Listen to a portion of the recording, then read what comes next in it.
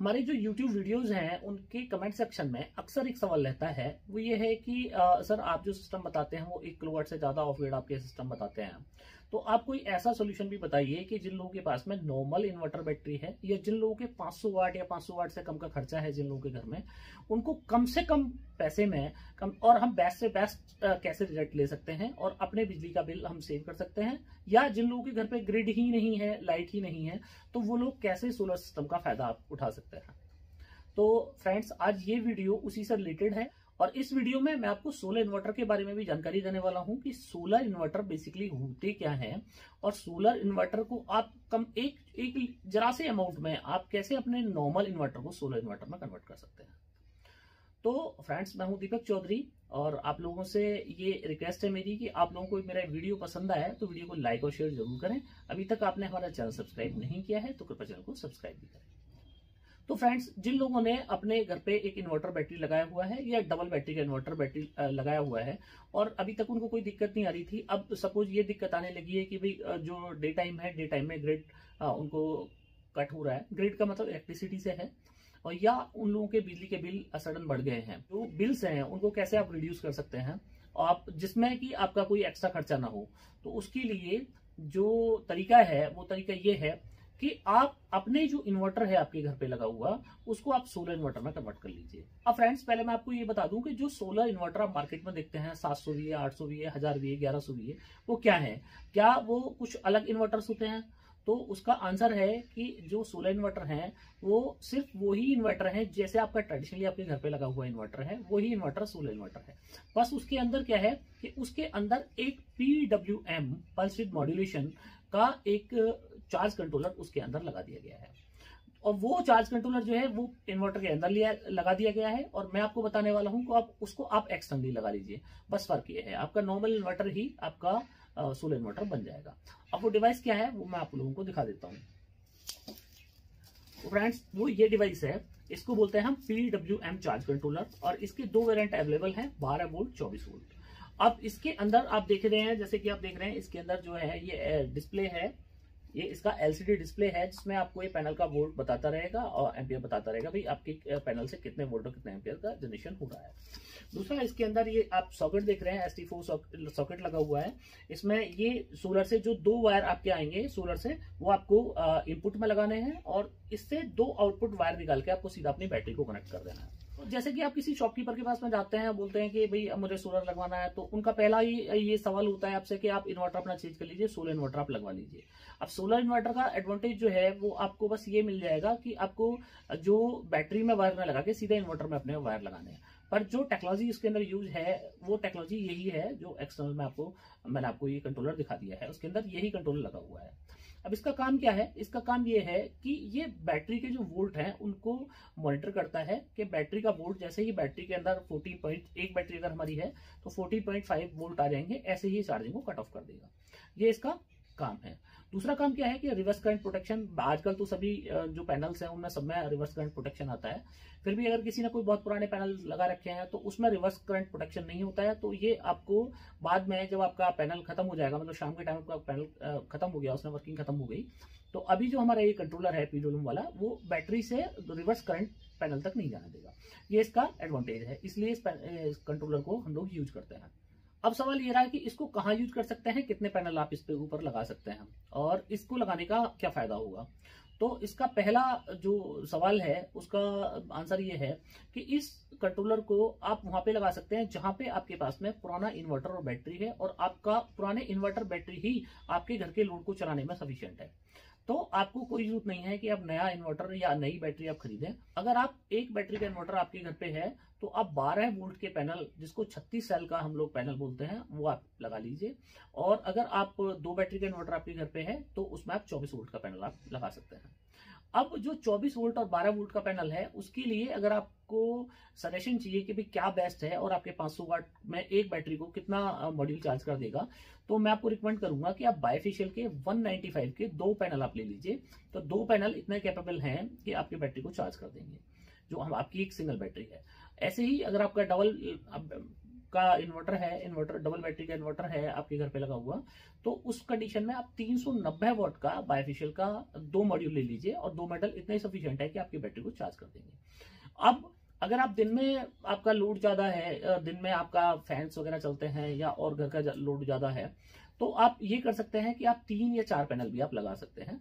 इसकी जो कैपेसिटी है वो है 50 एम्पियर, मतलब कि आप लगभग जो 12 वोल्ट का हमारा ये कंट्रोलर है इसके ऊपर आप लगभग 800-900 वाट तक का पैनल लगा सकते हैं, और जो हमारा 24 वोल्ट का मॉड्यूल है उसके ऊपर आप लगभग 1600 से 1800 वाट का मॉड्यूल उसके ऊपर लगा सकते हैं। तो अगर आपका मतलब दिन का लोड ज्यादा है तो 24 वोल्ट में भी मैं आपको रिकमेंड करूंगा कि आप 390 वाट की 2 मॉड्यूल ना लेके फिर आप 3 से 4 मॉड्यूल भी आप इसके ऊपर लगा सकते हैं। अब इसका जो डिसएडवांटेज है वो ये है कि ये जो ग्रिड है, अगर ग्रिड भी आपने लगाया हुआ है और आपका उधर पैनल से भी चार्जिंग आ रही है, तो ग्रिड की जो आपकी ग्रिड से इन्वर्टर जो चार्जिंग करनी चाहिए उस चार्जिंग को ही कंट्रोल नहीं कर सकता है। मतलब कि आपका ग्रिड से भी आपका बैटरी चार्ज होती रहेगी और आपका सोलर से भी बैटरी चार्ज होती रहेगी। ये एक इसका कंट्रोल लगाने का डिसएडवांटेज है, और ये सभी सोलर इन्वर्टर्स में भी है ये डिसएडवांटेज। सोलर इन्वर्टर्स जो हैं उनके अंदर भी ये फीचर नहीं है कि वो ग्रिड को कंट्रोल कर सके कि जिस टाइम पे सोलर आ रहा है उस टाइम पे वो ग्रिड की चार्जिंग को बंद कर दे, और जिस टाइम पे आपका सोलर बंद हो जाए वो ग्रिड से चार्जिंग शुरू कर दे। तो ये वाला फीचर भी सोलर इन्वर्टर के अंदर भी नहीं होता है, तो इसके अंदर भी नहीं है। इसके लिए मैं आप लोगों को सजेस्ट करूंगा कि आप एक एमसीबी लगवाएं, और ये मैनुअली आपको करना पड़ेगा। आप जैसे ही सुबह हो गई आपकी तो आप एमसीबी को ट्रिप कर दें और आपका पूरे दिन अपना लोड जो है वो सोलर से चलाते रहें। शाम के टाइम आपको लग रहा है कि भाई आपकी बैटरी डाउन हो जाएगी या किसी वजह से कोई दिक्कत है, तो आप शाम के टाइम 7, 8, 9 बजे आप अपनी एमसीबी उठा सकते हैं। और उस टाइम पे क्या है कि चार्जिंग जो है वो, क्योंकि इन्वर्टर की प्रॉपर्टी है बैटरी को चार्ज करना, इन्वर्टर का ये गुण है कि वो बैटरी को चार्ज करे, तो इन्वर्टर जैसे ही आप एमसीबी ऑन कर देंगे तो इन्वर्टर, और ग्रिड अवेलेबल है तो इन्वर्टर आपकी बैटरी को चार्ज करना शुरू कर देगा। तो उस चार्जिंग को कंट्रोल करने के लिए दूसरी डिवाइस आती है जिसका नाम होता है पीसीयू। तो पीसीयू में क्या होता है कि एक बैटरी के अंदर एक सर्टेन वोल्ट आने पे वो क्या है कि वो ग्रिड को कट कर देता है और वो पूरा लोड और बैटरी की चार्जिंग जो है वो पूरा का पूरा सोलर पे डाल देता है। तो वो तो एक डिफरेंट एक सब्जेक्ट हो गया, उस पे के लिए तो मैंने बहुत सारे अपने वीडियोस बनाए हुए हैं, आप वो वीडियो देख सकते हैं। बेसिकली जो इस वाले सिस्टम का एडवांटेज है तो वो ये है इस कंट्रोलर को लगाने का कि आपके कम खर्चे में आपका काम हो गया। ये है कि आपका ग्रिड जो है वो सिमिल्टेनियसली आपकी बैटरी को चार्ज करता रहेगा, पैनल के साथ भी उसको कट करने के लिए आपको मैनुअली आपको ऑपरेट करना पड़ेगा। तो ये इसका एडवांटेज और डिसएडवांटेज है।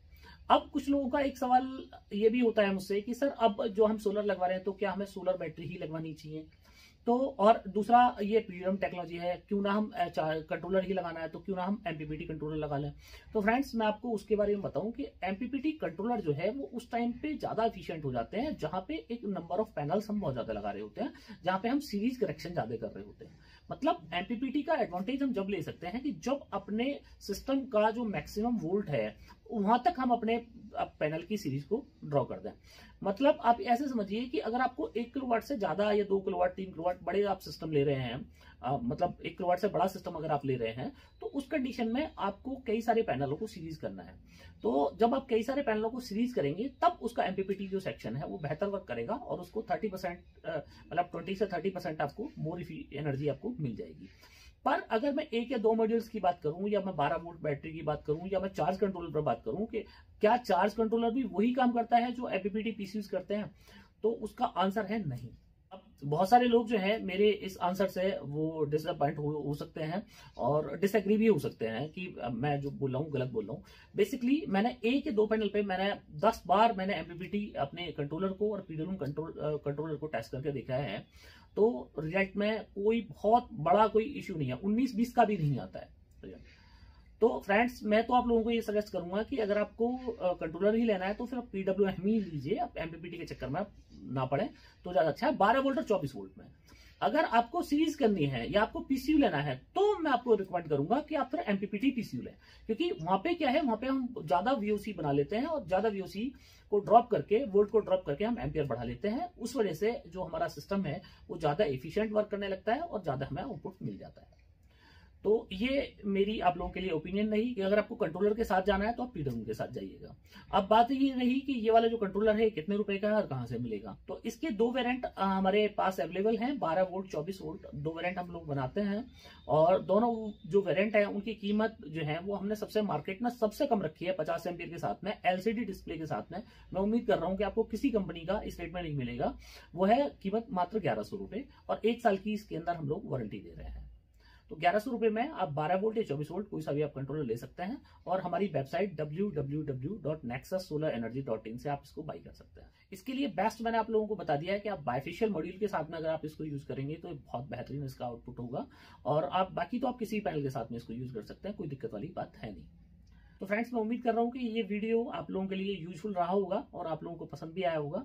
तो आप लोगों को अगर ये वीडियो मेरा पसंद आया हो तो वीडियो को लाइक और शेयर जरूर करें। अभी तक आपने हमारे चैनल सब्सक्राइब नहीं किया है तो कृपया चैनल को सब्सक्राइब भी करें और ज्यादा से ज्यादा लोगों तक शेयर करें। आपने अगर तक हमारा वीडियो देखा उसके लिए आपका बार बार धन्यवाद। Thank you.